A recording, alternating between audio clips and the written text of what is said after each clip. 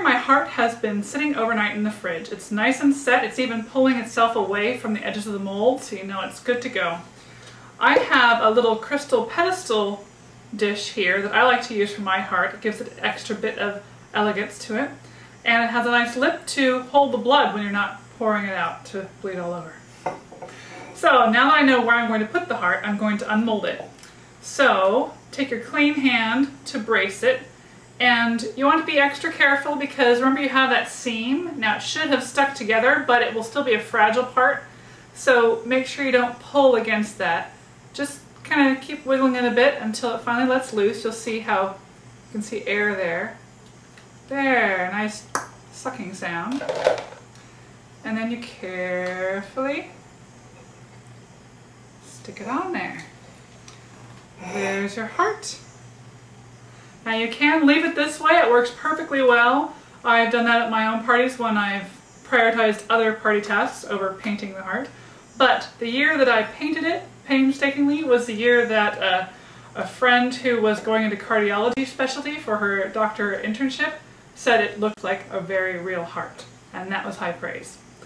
So I have food coloring here, red and blue, because if you've actually looked at a heart, a real one for dissecting, you'll see that there's extra red for the oxygenated blood in the veins as well as the blue for the veins instead of the arteries, excuse me.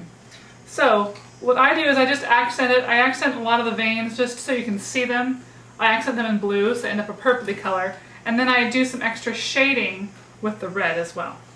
So you can use just normal food coloring. Since I have the gel food coloring, I use it, but I water it down. Because remember, you can always build up extra layers of color, but it's hard to take them away. So I start with the red first. You can highlight the shading to give it extra dimension. The red on red, you think it wouldn't do that much, but it actually does make it pop a little bit more.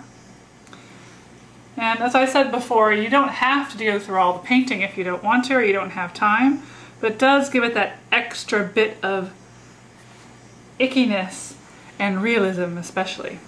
For the sake of my brush, I usually do all the red first and then do the blue, but I would like to show you how I'm doing this first. So use a very light touch with the blue because you can very easily get so much on there it looks way too dark.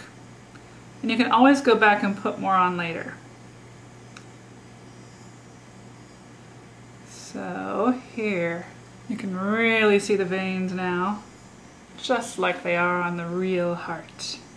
So you can spend as much time on this or as little time as you like. Remember, you don't even have to paint it if you don't want to. And sometimes I like to do a little extra shading with the blue as well, just to get in the really deep crevices. Another thing I like to do for realism, if you really want to go to that much detail, is take a straw and the tip of a vegetable peeler and cut into where the aorta and the large veins are. Just like that.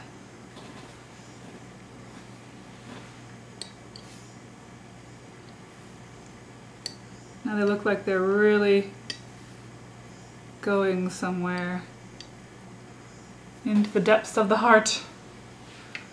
The smallest one's easiest to get with a drinking straw. Then after you have them cut out, then you go back in and paint inside so they look very dark in there.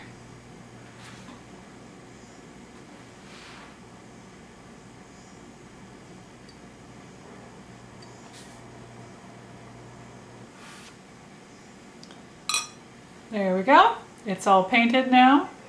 Nice and spooky, eh? Looks like it's just been freshly harvested and just still beating, ready to bleed. Now that your heart is painted, you can serve it right away, or you can store it for at least a day up in your refrigerator, preferably under plastic wrap. I usually mix the gelatin on Thursday night so it's ready to paint on Friday night for my Saturday night party, and that works very well.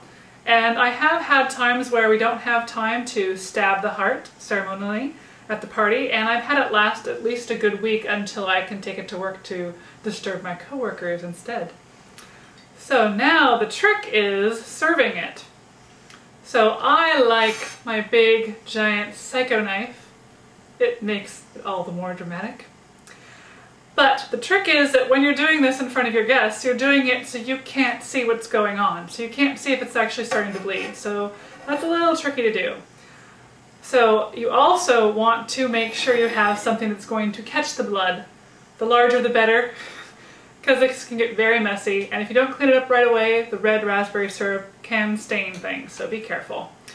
So remember what your technique should be. You're going to stab straight in the middle, because that's where that plastic bladder of blood is, right in the middle of the heart. You're going to twist to make sure you poke the end of the knife into the plastic, and then cut so that you made an opening for the blood to escape.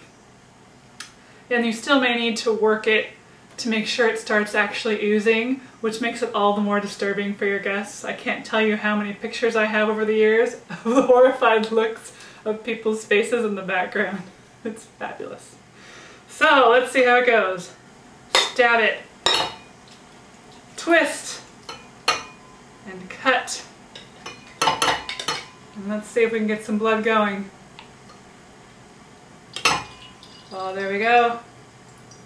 There we go, nicely. There we go. I hope you've enjoyed watching today. For more recipes like this, you can buy my book, Eerie Elegance, at eerieelegance.com. I hope you have a fabulous Halloween and happy haunting!